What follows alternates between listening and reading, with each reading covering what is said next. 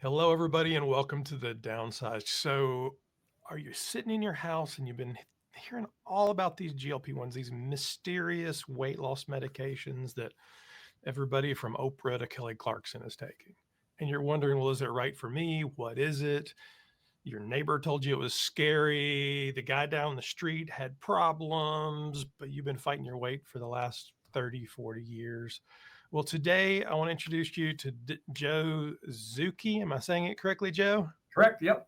Joe is an expert at this, so we wanted to bring Joe on and tell you all about it. But first, let me do all the bookkeeping. So my name's Christopher Durham, and I'm your host here on The Downsized. My wife and I, Lorraine, have lost 140 some odd pounds between us. So I've lost 94 pounds as of today, almost to my goal weight, 1.5 pounds away from my goal weight. So super excited about that. And I've personally taken basically tirzepatide, Zepbound, and Mounjaro. And we'll talk about what that means. But Joe reached out and Joe said, hey, I'm kind of in this business. Would you like to do an interview? I said, absolutely, would love to. So Joe, tell us what you do and who you are. Sure. Thanks, Christopher. I appreciate being on here and looking forward to hopefully answering some commonly asked questions that patients have either before they start a medication or once they do start it, things they may have questions about. So just about myself, my name is Joe Zucchi. I'm a physician assistant. I'm also a personal trainer. I'm the clinical supervisor at Transition Medical Weight Loss. We're located in Salem, New Hampshire. We've been in business for about 6 years, and our program is a very comprehensive medical weight loss program, and we now also have an online option. And in terms of my background, I've always been passionate about obesity medicine, nutrition, fitness. I've done articles on Doximity, Healthline. We've been featured in Wall Street Journal and MedPage Today, just talking about different things about GLP-1s, obesity medicine, counteracting the stigma and bias that unfortunately can be out there, and helping patients to become more informed about this, as well as helping providers to become more informed about this so they can hopefully help their patients be successful. So before we jump into that, I do want to give the medical caveat, which is mostly I'm not a doctor. Joe is not your prescriber or your medical care professional. So this is all for informational use only, please. If you want to start this, change this, do anything like that, go talk to your prescriber or your medical provider and make sure that you have care customized to you, because we're all unique individuals, right? Do you want to add to that, Joe? Oh, I agree. Exactly. Just information only. Definitely talk to your provider because each person is different. There's so many things going on with your life. We have no idea, and we can't. Don't begin to speak to that. But we're going to generally talk about basically the top 20 questions that you might be wondering about GLP-1. So we're going to start out kind of at the top, at the 100,000 foot level. So what is a GLP-1, Joe? Sure. So we've talked about different medications over the years that can address weight loss, but GLP-1s have definitely gotten a lot of attention over the past few years because they're efficacious and they're helping people really be successful. But when you think about GLP-1s, this is a hormone that's in our body. It's a natural hormone that gets released typically from our intestinal cells after eating that plays a role in satiety and response to food, so we feel fuller and satisfied after eating. But our intrinsic GLP-1 has a short half-life. It only lasts a few minutes, and it gets released in small amounts. And it's one of several hormones that get released after eating that tell our brain we're full, we're satisfied. But for various reasons, we can all have differing levels of appetite and such. And so after a lot of research, GLP-1s have now become pretty much the gold standard for both weight management and also for diabetes care. And so as much as they sound very new, and I understand that, there's actually about 20 years of history of GLP-1s. The first one came out in 2005 by ETA. And so we have a good track record of the evolution of GLP-1s, both in terms of how they help with diabetes, weight loss, and more to come. And so GLP-1 medications are similar to your body's natural GLP-1. In fact, semaglutide is 94% bioidentical to your body's natural GLP-1. But the tweak that they've done is tweaking it to make a much longer half-life. And that's why it lasts a week long versus a few minutes. And it's also much more potent. And so any supplements out there that claim to be boosting your body's natural GLP-1, it's not going to pair close to what these medications can do in terms of efficacy. But GLP-1s work in several ways. They really help by regulating appetite, reducing cravings. A lot of patients will say it calms the food noise, so they're not thinking about the food process as much. It also slows down digestion a bit. So when you eat a meal, it stays in your stomach longer, so you feel fuller faster. It has a direct impact on reducing blood sugar by basically helping to upregulate insulin when it's needed, not when it's not needed. and it improves insulin sensitivity. And we're also seeing the downstream effects on cardiovascular benefits and sleep apnea and so forth. So it works in several ways.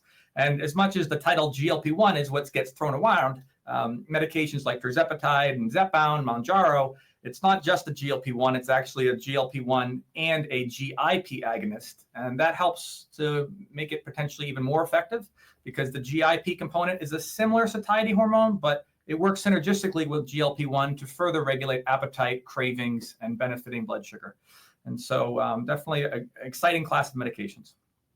So let's take that apart a little bit because I think there's a lot of misconceptions.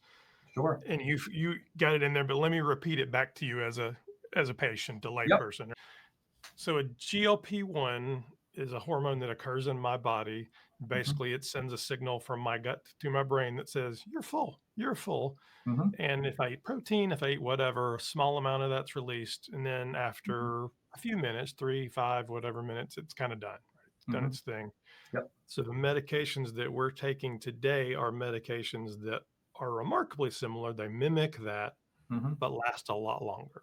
So exactly. Half-life goes to 5 days. Correct. Right? Yep.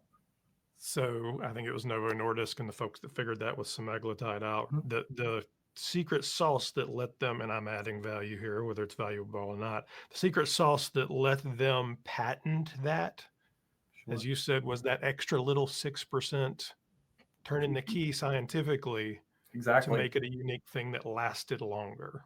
Correct. That's 100%. Yep. It makes the effects stronger and makes the effects longer. And so now you're getting the benefit of that regulation on appetite that lasts hopefully the week. Certainly when patients do the injection, they may find after a day or two it reaches maximum potency in their blood and it's strongest. And it may phase down a little bit throughout the week, but then the next shot eventually boosts it back up. And we're kind of eventually reaching steady state, usually within about a month or so, where the medication is more consistent in the body. And of course, there's dosages and different adjustments over time, but the potency can be tweaked depending upon the person. And then the ones that we most commonly hear about in the news or see advertised on TV are Novo Nordisk's Ozempic and Wegovy. Sure. Yep. Which are purely GLP-1. Typically for type 2 diabetes. Wegovy is typically for obesity or weight loss. Correct. And Eli Lilly's tirzepatide, which is Mounjaro and Zepbound. Correct. Mounjaro is typically for type 2 diabetes, and Zepbound is typically for obesity, and they've both been approved for a few other comorbidities. But yep, it almost sounds like I know what I'm talking about. I don't. Yeah. I guess the one unique thing now, like you said, with the comorbidities is now Wegovy has also been FDA approved to reduce the risk of cardiovascular disease, and Zepbound has now been FDA approved to be a treatment option for sleep apnea. And so that may help with coverage improvements for patients potentially. Which could be huge. Yeah, that's huge. So I've heard of all these things. We now kind of have the primer, the top line. Who's eligible for this? How do I know if this is good for me? Sure. So traditionally, these medications, when they first came out, or still today, they are basically for patients with obesity or overweight, which traditionally has been classified by BMI, but we'll talk about that. But for overweight or obesity, in addition to lifestyle modifications to help with weight loss.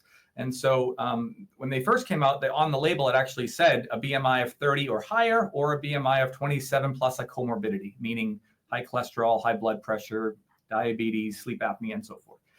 As of a few months ago, actually, both manufacturers have removed the BMI criteria from the label, which theoretically opens up the pathway a bit because technically overweight is really a BMI over 25 and obesity is a BMI over 30. But there's a lot of discussion about how BMI is not perfect. And there is, BMI is not perfect because it only takes into account height and weight. It doesn't take into account composition. And in an ideal world, we'll be able to factor in body fat and visceral fat and maybe torso measurements to get a better understanding of the full picture, because there are some patients with a BMI over 30 who actually can be quite lean and muscular, or there are some patients with a BMI maybe in the mid-20s that actually have higher body fat levels and may benefit from these medications. So over time, the hope is certainly that these medications become move beyond just BMI, and that's why this label change has been a step in the right direction. But just from my experience of doing prior authorizations, which is the process to get these medications approved through the insurance, most insurances are still going to be looking at BMI criteria. And so for most patients, it's still going to go back to that 30 or higher or 27 plus a comorbidity at this point. Got it. And we actually, as you know, the Lancet just did a whole setup Exactly. on some new criteria to measure that. We actually have a video that just will Excellent. have come out when this runs. It's pretty Excellent. interesting and goes into anthropomorphic measures and all kinds of fun stuff. Yep. But that's a whole other subject. Anyway, the next question would be question number 3, I guess. So I need to go into my doctor because these are prescription drugs. I can't go buy this at CVS by myself. How do I do that? What do I say? I mean, how do I start this conversation? Because I'm a little embarrassed, even though I know what I weighed. But Sure. Yeah, I think it's, it varies so much from provider to provider. Certainly, hopefully your provider is going to be always open to making it a patient-provider conversation and helping to figure out what questions you have, what concerns you have, and what options are available. Every person's different, and certainly we have to take into account their health history. But if a patient is going into the primary care, it may be discussing, hey, I have tried over the years a lot of different things. I've seen success at losing weight, but I've struggled to keep it off, and I've been yo-yo dieting. What are some tools that could be helpful? Or if you're going to see a medical weight loss program, certainly that will be a part of the topic, I'm sure, as well. So medications are not for everyone. They're not mandatory. There are people who can be successful on other medications or, through lifestyle alone. But we know that for a lot of people, obesity can be a chronic relapsing condition, and unfortunately, our biology can fight us. And as we lose weight, hunger and cravings can ramp up. And so rather than patients feeling like it's their fault or they just need more willpower, these medications are a tool in the toolkit. And I think talking to your provider about this and mentioning how I could benefit from this, depending upon various factors, coverage, health, and such, could be, a powerful tool for them. So hopefully your provider is open to that discussion, and we can kind of have that conversation. well, so I mean, I'm sure doctors are annoyed by all these commercials and the Sure. songs and all that, because 1,000 people are walking in asking for medications that they in all likelihood don't need. Sure. I think, Is it okay for me to ask about one of those though? Say, hey, I saw that Sure. Mounjaro Ozempic commercial. What would that be good for me? Is that okay? Yeah, I think it's, these medications and, have definitely gotten a lot of attention, and the media can kind of make things extreme. And when patients go in looking to lose 5 or 10 pounds, this is not the right medication for them. This is designed for patients who have dealt with the health effects of obesity or overweight and are really looking for something that they plan on taking longer term to help address this. And so if somebody is just looking to lose a little bit of weight, this is probably not the right medication for them. But if somebody is really looking for something that's going to help them over the long haul, then by all means, it should be something to discuss with your doctor. Your provider may mention that, Ozempic and Mounjaro are for diabetes, Zepbound and Wegovy are for weight management and obesity. And so depending upon qualifications, they'll figure out the right medication for you and what the coverage will be. Well, so Lorraine and I, well, I shouldn't say, I've been very lucky and have a primary care physician who's been very open to the conversation. That's excellent. Lorraine tells the story many times about the doctor that she had for the longest time, not her current doctor, was really not open to the conversation and would just tell her to try harder, work out more, eat less, even when she brought up these. So if you hit a roadblock with a doctor, first of all, is it okay to fire a doctor and just go, we're not a good match? Yeah, you got to find the provider who's right for you. I think, there's a lot, certainly there's so many different variations out there from providers' viewpoints and how they get along with the patients. So you want to find the right fit for sure. And certainly there are more and more, specialists who work in obesity medicine and medical weight loss centers and such that now can hopefully be an option for patients who maybe didn't have a good conversation with their primary care, but they are looking to potentially explore those options further. And that's where those providers can help them. So when I'm looking for a new doctor, we'll say, sure, maybe mine retired, maybe they weren't open to the conversation, I don't know, but whatever. Sure. I'm looking for a new doctor. What kind of questions, or what should I be looking for? What kind of questions should I ask when I'm looking for somebody? Yeah, I guess, how is this provider's comfort or openness to treating obesity with medication? Maybe even interviewing them and having a discussion about their health and understanding if this is a good fit. Certainly, if a provider has a background or they're boarded in obesity medicine, that's going to be a great option because that provider will hopefully be more familiar with the options that are out there and more open to the discussion and hopefully not criticizing the patient for just not trying hard enough. Yeah, I mean, I know it's what we see most commonly because we have viewers all over the world. It's bizarre to me. People popping in from Boise and from Germany. Amazing. If they're in a major city, there's probably a specialist, there's probably a clinic, there's probably something that they can find. However, if they're in the Midwest, Sure. 150 miles from a major city, Sure. Limited options. they've got the guy with the bag, right? Sure. Nice guy, but it's a challenge. Yeah, I think, especially over the past few years, there's been a lot more telemedicine options, which is exciting because now patients are not limited just to a certain geography. They can now access good care, hopefully, from other options like online. We've always been just an in-office program in New Hampshire, but we even launched an online version called Transition Anywhere to help patients as well that are outside of our radius. So there's a lot of online weight loss programs, and there are some that are better than others. And I think, at the end of the day, the medication is a big tool, but we still want to make sure they're getting the support, the lifestyle modifications, the education, the nutrition and fitness advice, so that the patient not only hopefully has the best results, but tolerates it properly and is getting proper care. But with newer, more tools out there now than ever, patients can hopefully have the support of a dietitian, a fitness trainer, a medical provider, so that they're getting a full care team. Because at the end of the day, it's not just about the number on the scale; it's about quality of health, and that's what hopefully all of us are looking towards.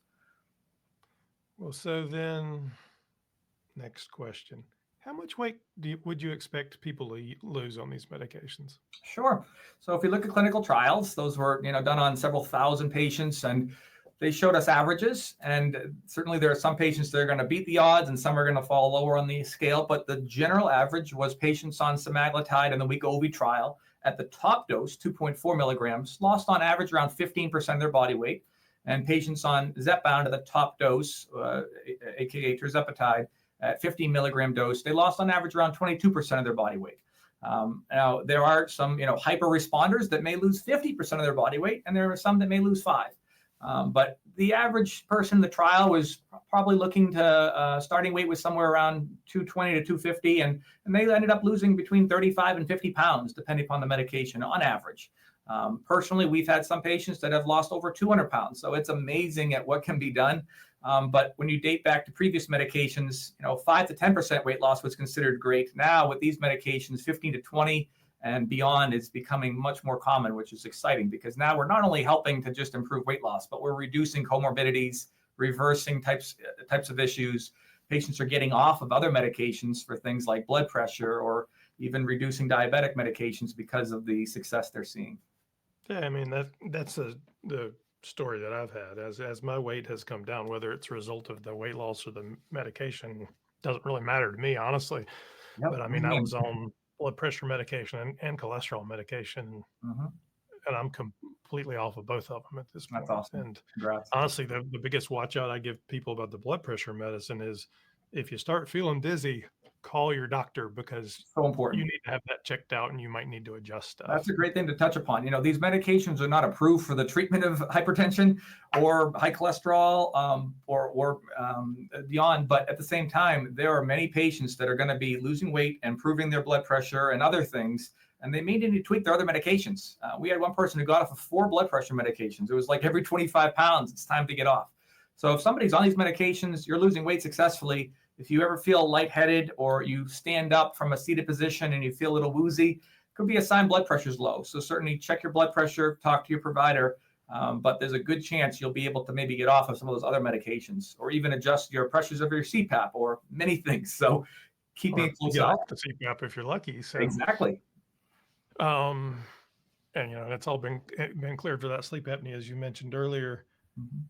Yeah, I mean, to me, that's the real reason, and I tell people this all the time, you've got to tell your doctors the medications that you're taking. It's they can't make the decisions they need to make if they don't have all the information. So for sure, all those things are important. Certainly if somebody is on a diabetic medications, that could influence their blood sugar with these medications, so that should be tweaked.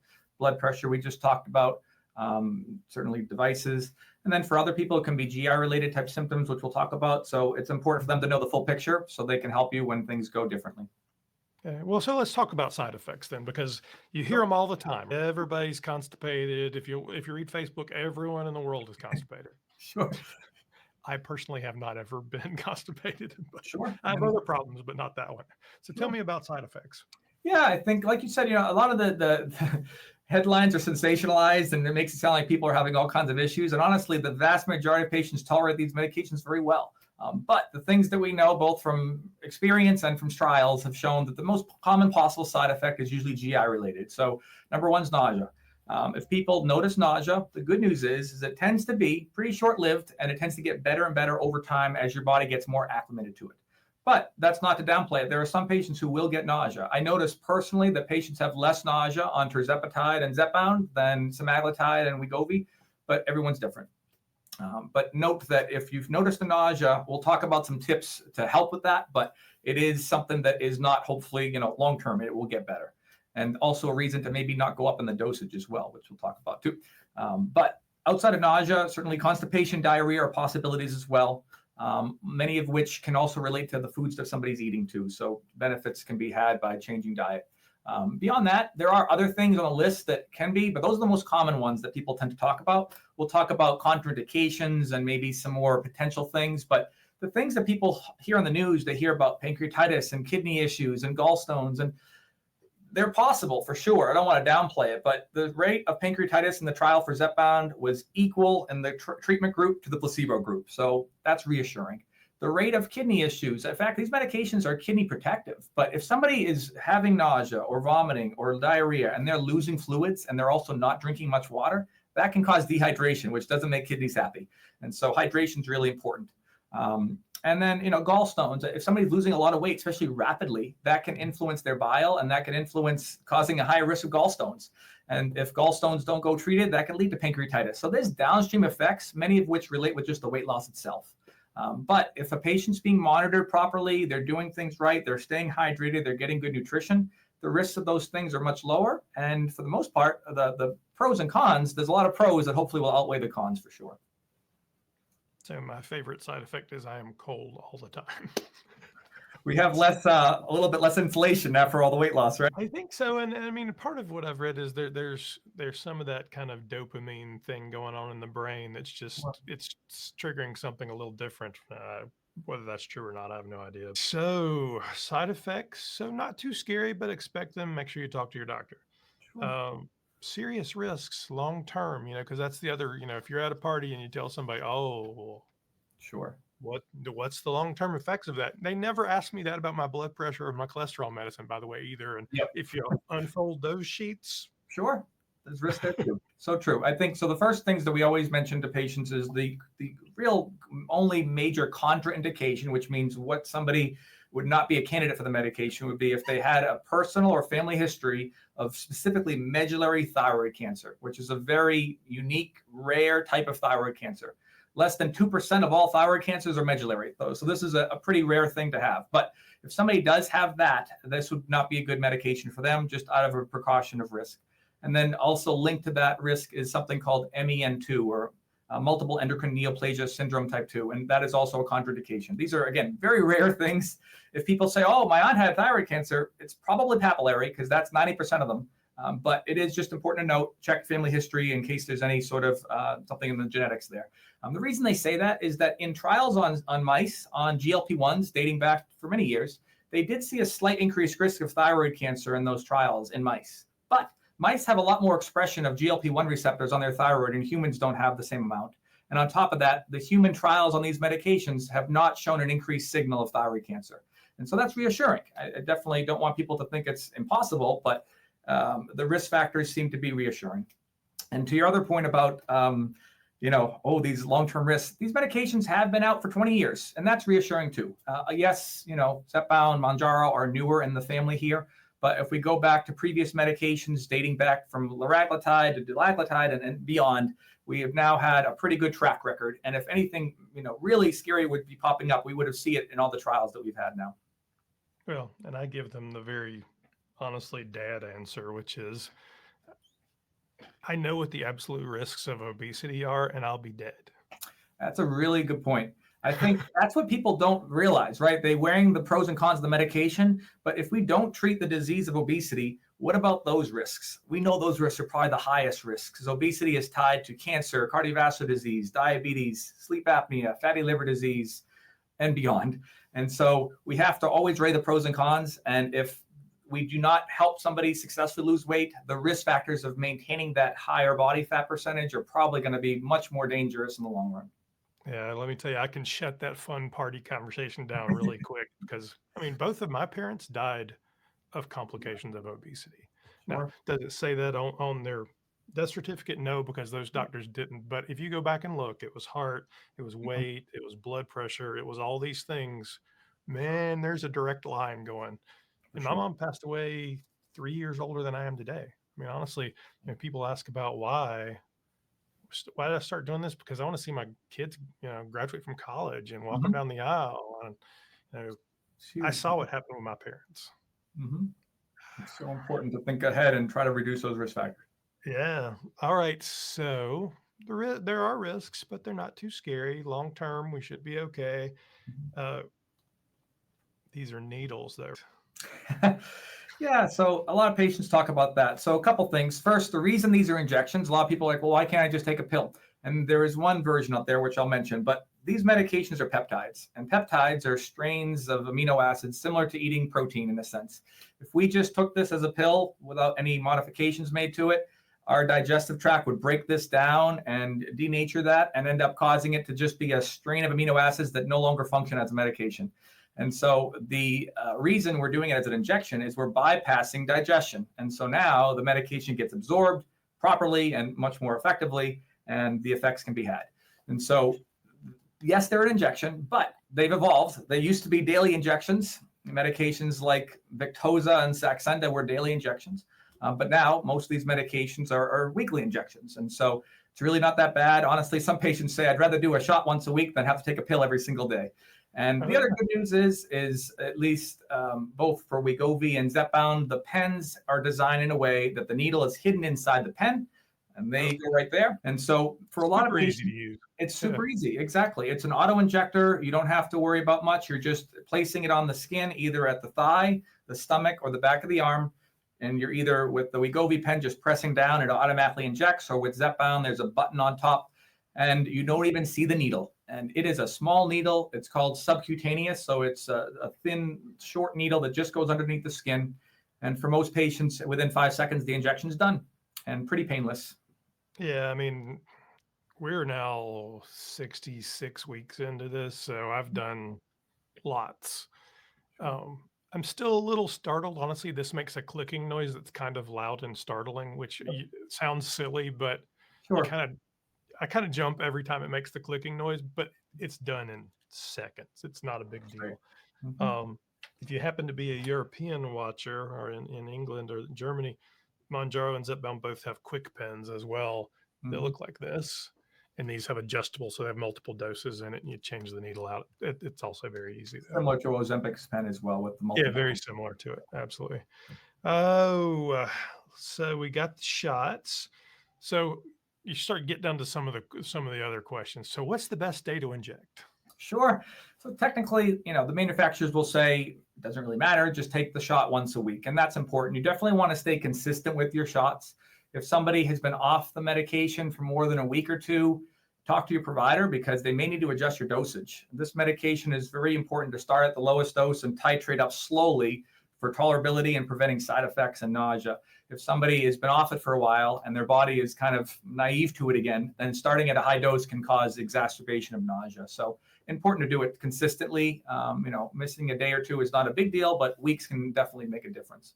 But in terms of the day of the week, I have found personally patients who tell me that, on the weekends, I tend to have more challenges. There's events, there's parties, there's cookouts, I'm eating a little bit differently on the weekends. And I find for them, doing the injection on like a Thursday or Friday actually seems to be the best because the medication reaches maximum potency by the weekend, helps them get through that challenge. And if it's starting to get a little bit weaker towards the end of the 7 days, it's the middle of the next week and it's not that big of a deal. And so that's a little small tip. But at the end of the day, just stay consistent with it. But for a lot of patients who just think of starting things on a Monday, that's going to have the weakest benefit for your weekend. And so doing it later in the week may be beneficial. And we take ours on Friday. We eat lunch, we take our Perfect. shot, we're done. Um, and especially early on, it helped as well because, and we didn't talk about fatigue, but fatigue's another one of those side Sure. effects that now 65 weeks or whatever I'm into it, I don't really get fatigued very often, but early on, Sure. it's Adjusting rough. to it. I mean, you just need to play and to be tired. Sure. I think a lot of the things that people notice in the beginning, it does get better over time. Some of that may be the changes they're having in terms of their food are now changing, their habits are Mhm. changing, but it is important to kind of, adjust as needed. And we always say the best day of the week to start is today. Sure. So, Better now than never. and they can always adjust a day or two. It's not, it's really not that hard to do that. Um, let's talk about titration. And first of all, what is titration Sure. and why are we doing it? Sure. So we'll go with both medications separately because they're a little different, but Wegovy has 5 dosages and Zepbound has 6 dosages. And so traditionally, we're starting at the lowest dose. It may differ if somebody's switching from a different medication, but assuming they're starting from nothing, we'd start off the lowest dose. And for Wegovy, that would be 0.25 milligrams. And for Zepbound, that would be 2.5 milligrams. And over time, we're titrating up slowly. So for Wegovy, that would go 0.25, 0.5, 1, 1.7, and 2.4. Ozempic has a similar titration. There's no 1.7. It goes from 1 to 2, and that's where that stops. But regardless, the thought process is we're going slowly and adjusting over time. For patients with diabetes, we're increasing based on how their blood sugar is doing. For patients using this for weight management, we're increasing it based on how they're doing with their weight loss. If somebody is tolerating the medication well, they're still feeling some cravings, some hunger, appetite could still be benefiting from some more potency, then for sure, we'll probably be increasing their dose into the next month and then reassess from there. But if somebody's having nausea or having any GI issues, or they're like, you know what, I'm losing weight, I'm feeling great, or I'm feeling pretty full, my appetite's controlled, then let's stay at this dose a little longer. There's no reason to rush the titration.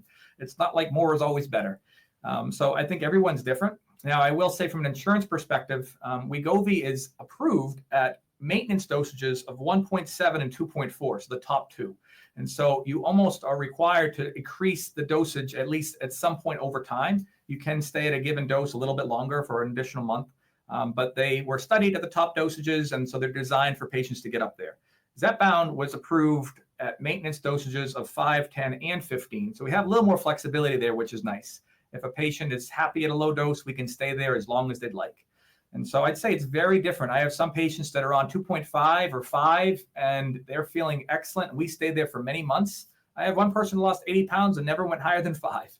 And yet there are some patients who are happy to be at 15 and thankful they got there. So don't be afraid to talk with your provider about increasing the dose because as we saw in the studies, the higher the dose, the more the weight loss potentially.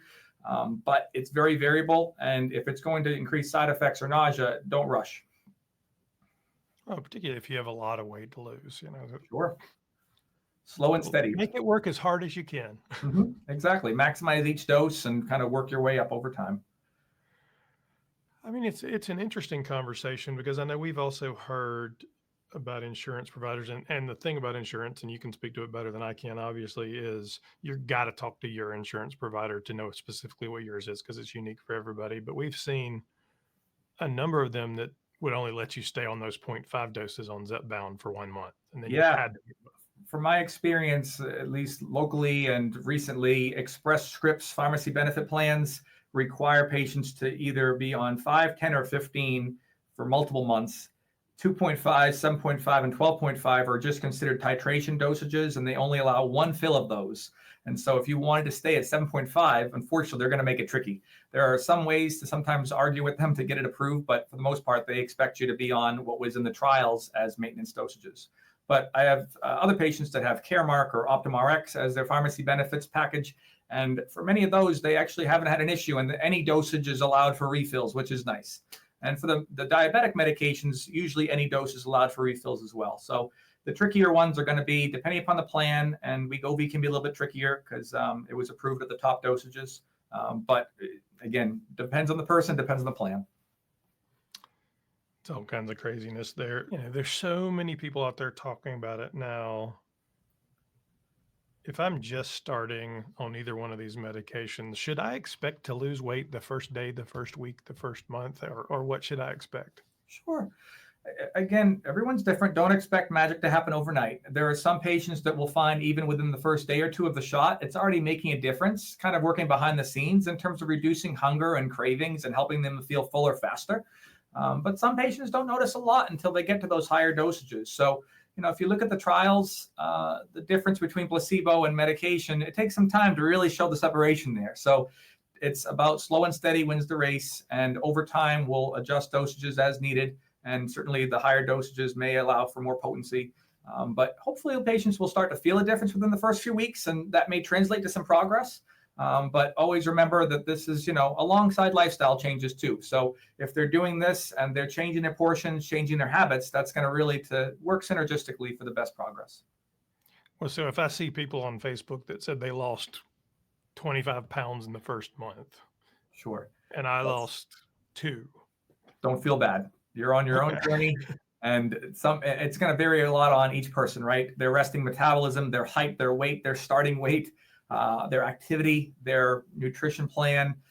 So everyone's on their own journey. And I think it's easy to compare ourselves to these exciting numbers of somebody who lost 100 pounds here and 200 pounds there, but they may have started in a whole different place. So just trust your own progress. And if you can see the progress over time, then you're doing great.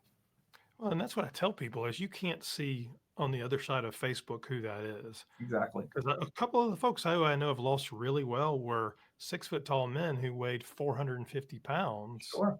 So a 20-pound weight loss is a very small percentage of their body weight, whereas a 5'4" woman who's 200, well, 20 pounds would be 10% body weight. Yep, that's why percentage is a nice thing. It helps to even the playing field a little bit, because if we go just by pounds, the taller guys are going to have the bigger numbers for sure. Yeah, I mean, there's no way for you to lose that much weight. That's just crazy. So let's talk about money. I mean, what does this cost, and how can we get it paid for? Does insurance help? Yeah, the $1 million question, right? So it varies a lot. Personally, I'd say about half of my patients have coverage for anti-obesity medications and half don't. Diabetes medications honestly have a very good coverage rate, but that will depend upon qualifications. So if somebody wants to use Ozempic or Mounjaro, they're usually going to need to have proof of either an A1C over 6.5 or a glucose above 126, a fasting glucose. The weight loss medications are more BMI based, as we talked about, but it still will depend on, does my insurance or does my employer opt into an insurance plan that has coverage for weight loss medications? Some plans, unfortunately, just opt out of this optional binder to save costs. And so there's a constant discussion to hopefully get these medications better covered. And eventually, hopefully, they just become a standard of care for all insurance plans. But as of right now, it varies a lot by employer. And so if your plan lists these medications as a plan exclusion, unfortunately, your provider can't do anything to get around that. That is a hard no, and no appeal is going to really change that, because that is a plan exclusion. But if your plan somehow has that medication on the formulary, we will do whatever we can to get approval for you through your insurance. And usually that requires a prior authorization, which will involve us submitting paperwork to your insurance stating why you're a good candidate for the medication, perhaps what you have tried and failed in the past. And then assuming those things are met, then the approval hopefully occurs. And for patients that have insurance coverage, the medication can often be as low as $25 a month, or sometimes even lower. For patients that do not have insurance, there are some savings cards and such out there. So going by the name brands, Wegovy, without any coverage, does have a savings card option that makes it $650 out of pocket per month for any dose. And Zepbound has 2 options. They also have a savings card that makes it $650 per month at any dose for the pens. They recently released vial options, and the vials are a lower cost alternative that is a cash pay option, doesn't go through your insurance at all. And it's $399 for the lowest dose, which is 2.5 milligrams, and $549 a month for the 5 milligram second dose. So those are some newer options, and hopefully over time we have more dosages available for vials and maybe lower costs for vials. And there are other options out there as well, but those are the primary ways. But assuming somebody does have insurance coverage, the savings cards can still help. Wegovy's coupon takes off $225 out of pocket, and Zepbound takes off $150 out of pocket, bringing your copay down to as low as $0 or $25 respectively. So worth checking into those savings cards because they make a difference and they can be applied every month. And for those without coverage, worth exploring their options because there are options as well. Yep. And the savings cards, if you're looking for them, they're absolutely free. So you don't have to pay anything for it. Just search either Zepbound or Wegovy savings card, and they'll come up like first or second on Google. And the only other caveat, and I'll say this because I'll get somebody who comments it, is if you're on Medicare or Medicaid, the savings cards cannot be used, and that's government regulations. Correct. It applies to all savings cards. Unfortunately, it's not the manufacturer. It's just across the board. The Zepbound vials are available for Medicare patients, regardless of Medicare or not. But like you said, the savings cards do require a commercial insurance plan and not Medicare or Medicaid. Well, so let's talk about food and exercise. Because Sure. can I just take this shot and keep eating the same way, keep living the same way, and it just does its thing and I don't have to worry about it? Or Sure. is there more to it? Yeah, to really, and it's right on the label for these medications. These are to be done not in lieu of a diet and exercise, but alongside them. And I don't want patients to feel like they have to commit to some extreme diet and start going keto or anything like that. It's really just starting to make some lifestyle changes to really allow the medication to work its best. And hopefully the medication allows those lifestyle changes to be easier, because naturally our body, hunger and cravings can be hard. And so with the help of this, hopefully we're finding that we're feeling fuller faster. We're having less food noise. We're not thinking about those particular foods as much. And so that in turn maybe allows people to more easily focus on smaller portions. And hopefully they're having less cravings for those higher sugar type foods and feeling like they're feeling more satisfied when they do eat a meal. So they're not going back for seconds, for example. The tips that I recommend to patients first is you want to prioritize protein for sure. These medications are good at causing weight loss, but we want to prevent muscle loss. These medications are not, it gets debated, but there's not a big concern of muscle loss just because of the medication itself. But if somebody is losing weight rapidly and they're not getting enough protein or they're not exercising, then that can cause muscle loss. And so prioritizing protein is a foundation for sure. And protein's not just about preventing muscle loss. It keeps your blood sugar stable. It also helps with energy levels. Protein's more thermogenic, so it burns more calories. So it's going to help with the weight loss to some extent compared to carbs and fats. And so make sure that's a foundation, that you're spacing out some protein throughout the day. Outside of that, water intake, we talked about before. We want to prevent constipation. We want to keep people hydrated. We want to keep their kidneys happy. So hydration is important. So getting plenty of water is vital. And that's good for health beyond weight loss, of course, too. Third is fiber intake is really important. We want to prevent constipation. We also want to aid in that fullness aspect. And fruits and vegetables and fiber are going to really be important too. And so I'd say those are the major focuses. And then beyond that, there's so many different philosophies when it comes to dieting. And unfortunately, the diet culture has so many extremes and false dichotomies that people feel like if they're not vegan, then they're carnivore. If they're not doing intermittent fasting, then they're eating 8 meals a day. And it feels like, what do I do?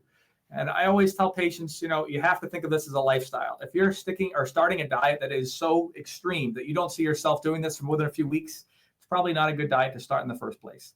So make it a lifestyle, focus on balance, focus on portions, protein, plants, and hopefully over time, these things become, habits over time. It doesn't have to happen overnight. The medications are going to help to make it easier because we're not battling our cravings and hunger. But definitely try to focus on making those lifestyle changes so we can make this long-term best for not just successful weight loss, but best for successful health benefits. Absolutely. I mean, we say it's not a diet at all. It's the medical treatment of obesity. Mm-hmm. And then let's just learn how to eat better, smarter. Smarter. Exactly. And on that point about exercise as well, same thing. I don't want people to get fear from the word of exercise. You can think of it just activity or movement, right? Just try to increase your step count. Try to just generally move more. It could be walking the dog, taking the stairs, parking further away. It's small things, right? It adds up. Certainly, if somebody has access to a gym or to some equipment at home, great. That's the next step too. But start with maybe 1 day a week of working out, and then we can build from there. You don't have to commit to working out 7 days a week.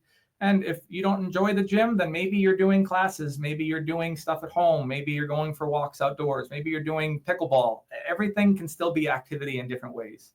But I will say I definitely recommend to patients, if possible, try to incorporate some strength training.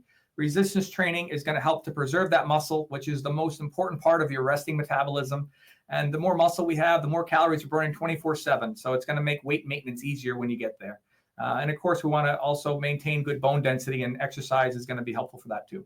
But again, it can be resistance bands, dumbbells, can be gym, but don't feel like it has to be one form. There's many ways to be active. And this is, again, going to just help in the process. Well, so muscle loss is another one of those things you'll hear from people. That's the pushback. Should I be afraid of it? Should I be so afraid of it that I would not try these medications? Yeah, I have a few colleagues. I know Dr. Nadolsky has a few patients that have had DEXA scans done before and after their weight loss journey on one of these medications. And he showed, and there are many other cases of patients who maintained their muscle really well. So even Zepbound's trial, there were about 250 participants within the trial that they actually looked at their body composition more specifically, and they saw greater fat mass loss than muscle loss, which is reassuring. I think if somebody is losing weight rapidly, they're not changing their diet, they're not getting enough protein, they're malnourished, they're not exercising, then the risk of muscle loss is certainly there, not to the fault of the medication, but just because of the amount of weight that they're losing is going to cause that potentially to happen. And so don't be fearful of it, but just use that to be proactive and try to get that protein in, try to stay active. It's going to allow for the better outcomes in the long run anyways. Oh, and it's a percentage thing as well. So Exactly. that 450-pound guy is going to have a whole different weight of muscle versus fat than the 200-pound guy does. So true. So true. So then the one that we hear the most about, the nausea and the GI issues, is there anything I can do to be proactive about that? For sure. So I think first is let your provider know, because for them, they may be able to certainly tweak your dosage. If you're in a higher dose, maybe going down would help. In the moment, I would say the big things that help are first, trying to have smaller meals throughout the day is usually a good habit. If people feel nauseous, sometimes they just had a bigger portion of food and it's just sitting in their stomach longer now, and they feel more queasy because of that. And so smaller meals spaced out tends to help. Higher fat foods can also cause more of that sensation. So trying to minimize heavier types of meals can usually be beneficial. Drinking a cold glass of water may be helpful. Ginger has been shown to have some benefits on nausea. And if you're really having issues, talk to your provider, because there are some cases where prescribing a medication such as Zofran can be helpful. It's just taken as needed to help with the nausea, and it can really help people get through that maybe bump in dose or that temporary nausea that they're experiencing, and then things have calmed down from there. Nausea traditionally gets less and less over time as your body gets more acclimated to the medication. But if you're having severe nausea, don't overplay it, because if you become dehydrated and you become losing electrolytes, that can lead to all kinds of issues. So there's different levels of severity there, but for most patients, it's easy to treat and gets better quickly. Well, and what we see is, tracking what you're eating, not to the point of counting the calories necessary, but just being aware there may be some things that your body is not reacting to well. Yep, everyone's And different. everybody I talk to, it's something different, Yep. right? Very true. Everyone's different. But if you can isolate that and go, maybe I just don't need chicken fingers, pizza, whatever it is. Exactly. Alcohol for a lot of people is that way. Yep. Worth cutting back on those types of things that are just triggers for you. The other big question is, well, are you going to have to take this for the rest of your life? I don't want to do that. Sure. It's probably the most asked question I would say I get. And it's a lot to unpack. I think first we have to realize that obesity by definition is a chronic relapsing condition. And I'm not saying somebody who just gained 10 pounds because they were out of commission for a bit. We're talking about somebody who has struggled with this throughout their lives. There may be family history involved here. Obesity itself is complex. Our environment is challenging. We have both genetics, our individual physiology, our environment, food environment, portions, our sedentary lifestyle. All these things make it challenging. And so the idea of just going on one of these medications for a few months to lose the weight and then stopping it, that's not how they're designed. And unfortunately, you're not going to probably have the best outcome. That's not to say you're on this forever per se. I always tell patients, you're always in the driver's seat. You're in control.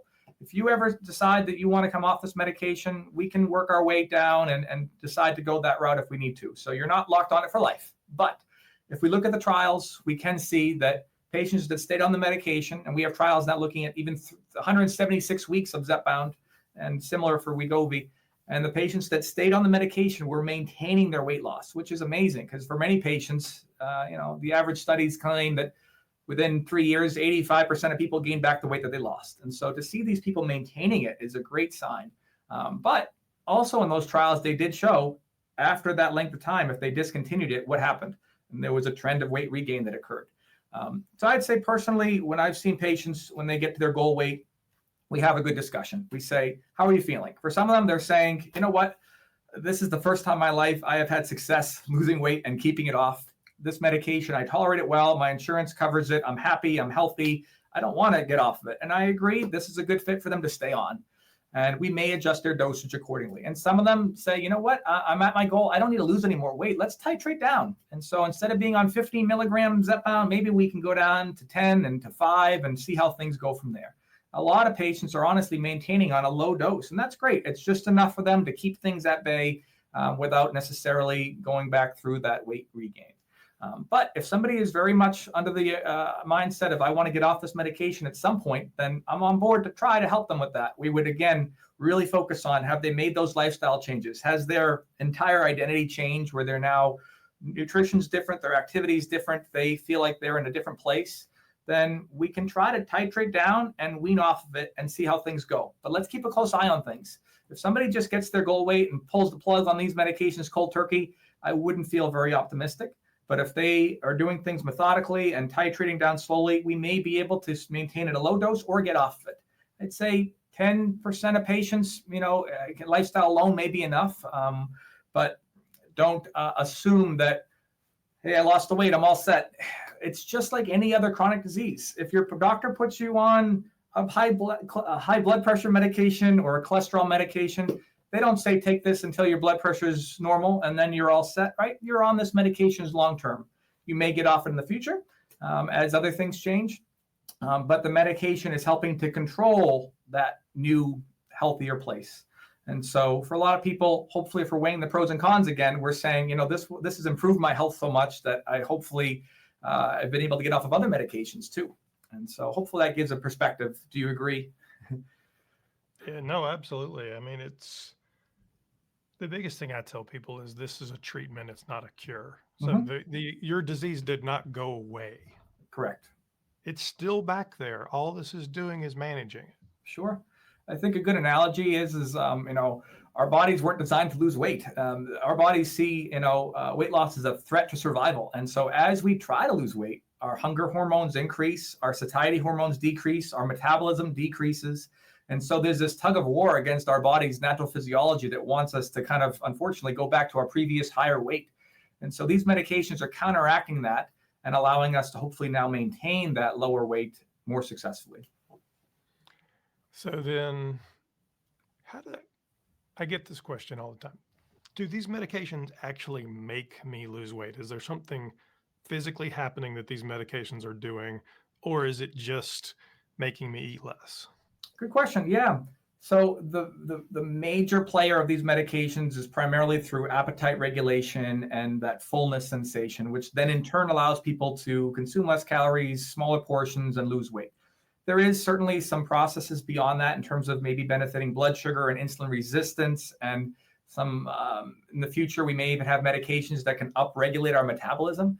But these are not magic pills that are causing our body to just magically burn fat, or they're not going to just help your body to lose weight by itself. It's primarily working through appetite regulation, reducing hunger and cravings, and then allowing the weight loss to occur because of that over time. And I think you answered this already, but they don't directly cause muscle loss either, correct? Right. They're primarily targeting receptors in the brain and in the GI tract that are regulating appetite and therefore allowing us to eat less. If somebody then eats less protein and ends up becoming less active, then the risk of muscle loss is potential. But they're not directly causing muscle loss in and of itself. There are receptors for GLP-1 throughout the body that have some potential anti-inflammatory benefits. So there may be some benefits outside of weight loss in itself, but a lot of the benefits that they cause on health are probably because of the weight loss, but they are being studied for maybe even having some benefits beyond just the number that's changing on the scale. But I would say the muscle loss risk is a valid concern, but it's not. It's possible to prevent it with the right lifestyle changes. So then, what does the future of GLP-1s look like? What's coming out, and is it going to be cheaper? A lot of good stuff in the pipelines for sure. I think hopefully costs come down. I would assume that as competition increases, costs will hopefully come down just with competition. But I would say the biggest stuff that we know that's coming out in the next few years, we know that the one oral version that is on the market out there is Rybelsus, which is approved for diabetes. Rybelsus, we talked earlier about how these are not easily absorbed orally at all, but Rybelsus is designed with a particular snack mechanism that allows it to get absorbed through the gastric wall. It's very complex. So any of these companies out there selling GLP-1 gummies and stuff, they're not going to have this complexity in there. But regardless, the Rybelsus at its current dosages for diabetes do not cause a lot of weight loss, but they are studying it at much higher dosages, like 50 milligrams. And it does seem to have weight loss more closer to maybe what Wegovy offers. So that could be an option. We'll see how that comes out as trials continue. There is a medication being made by Lilly called orforglipron, which is a non-peptide GLP-1 pill. And that would be great because now it doesn't have any digestion issues where it's getting broken down. And weight loss looks to be, again, around 15% or so. So definitely not better than tirzepatide, but an option for patients that perhaps they don't need as much weight to lose or don't really want to do injections. Outside of those two oral pills, a lot of the other medications and trials are injectables. And so we are, I don't know if you just saw recently, but semaglutide just released a article explaining their trial for 7.2 milligram Wegovy. And which is like almost three times. Yeah. Limit, right? Exactly. Yeah. And so they were now showing about 5% more weight loss at that highest dose. And so that may now be an alternative option for patients if they're already on Wegovy and need more potency. There we go. Novo Nordisk is also studying the combination of semaglutide with cagrilintide, which combines GLP-1, same as what we have with Wegovy, with cagrilintide as an amylin peptide. So that is another satiety hormone. So another type of gastric hormone, digestive hormone that benefits appetite control. And maybe the weight loss will be a bit closer to tirzepatide in that case. They're seeing around 22% there as well. That medication should be hopefully coming out maybe by the end of the year or by early next year. And then I'd say the other exciting one that's in the pipeline is retatrutide, which is from Lilly. It combines GLP-1 and GIP, just like Zepbound, but it also adds on a triple agonist or aspect called glucagon. And by targeting 3 receptors with this one peptide, it's showing even more weight loss. And so that's exciting. I believe they were looking at, between 25 and 30% weight loss potentially. And so we already know about GLP-1 and GIP, but the glucagon agonism seems to cause potential to increase energy expenditure, which would be exciting. We're not just decreasing input, we're actually increasing output. And so that medication will be exciting, and we'll see how that impacts things like fatty liver potentially even more, as well as just benefiting those for weight loss. Everything, again, is pros and cons and side effects, but we have some really exciting stuff in the pipeline, and that's just a few of many. Well, so as a prescriber, when you have more options, and it sounds like some may be more effective for some people, and there's different places they may work. I mean, is that exciting to you? I mean, what does care look like 5 years from now then?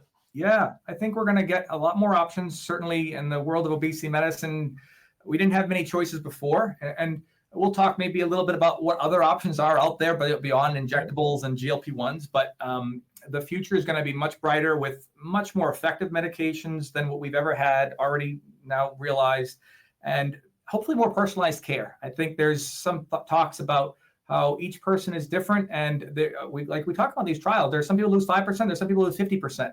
We'll be able to hopefully figure out if there's genes that correlate with why somebody responds better to this medication versus this medication. Yeah, that'd be cool. And there's talks about different phenotypes and hungry brain versus hungry gut versus slow metabolism, and targeting the right medication to the right person could really be game changing and allowing for more personalized care and better outcomes. And, you can find the right fit for each person.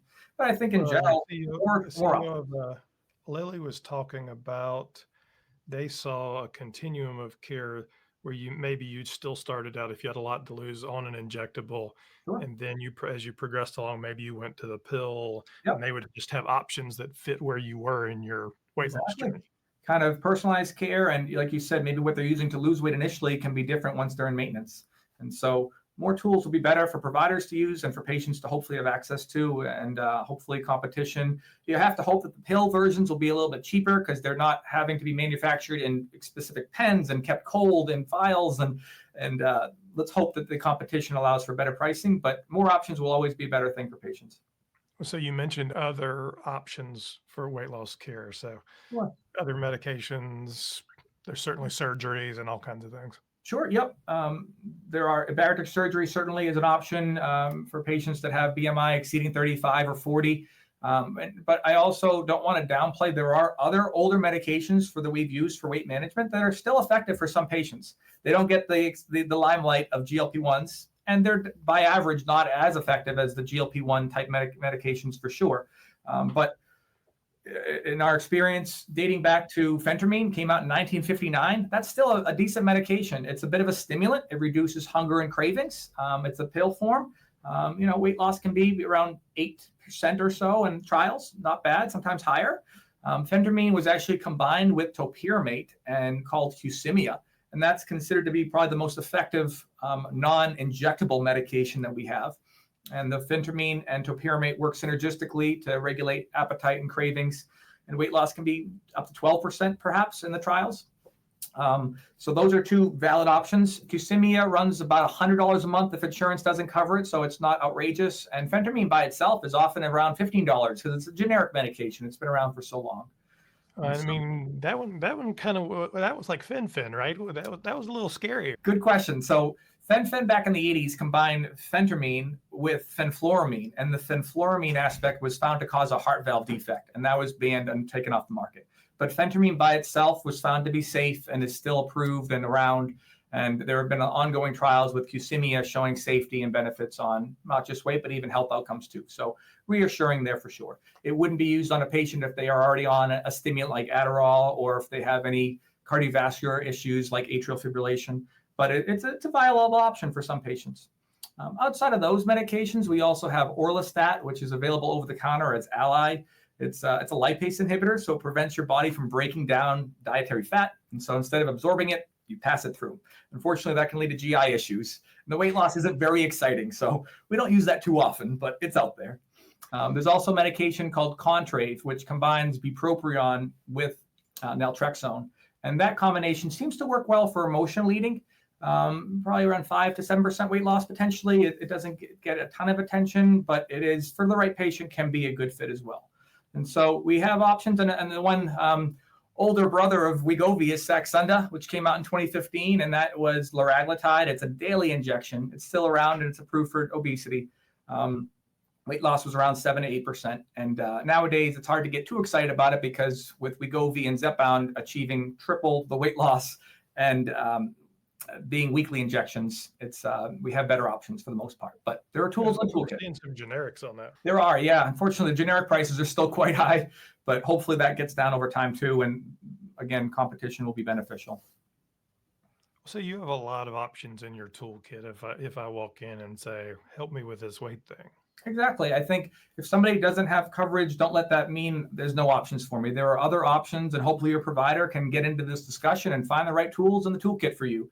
These are tools in the toolkit. It's no perfect fix. And if one doesn't work, that doesn't mean another one may work better. And so just like any medication for blood pressure or for cholesterol, if something's not working, we should tweak things. Hopefully, again, lifestyle changes are being made along with this. But don't get discouraged. There's a lot of options out there already, and there's going to be more and more to come. Well, and we've heard from a number of our viewers that their insurance companies wanted them to try some of those medications before they got to a semaglutide or tirzepatide. Talk about that. Yeah, depending upon the insurance plan, some do say, has the patient tried and failed, XYZ? It may be lifestyle modifications. It may be more affordable generic medications.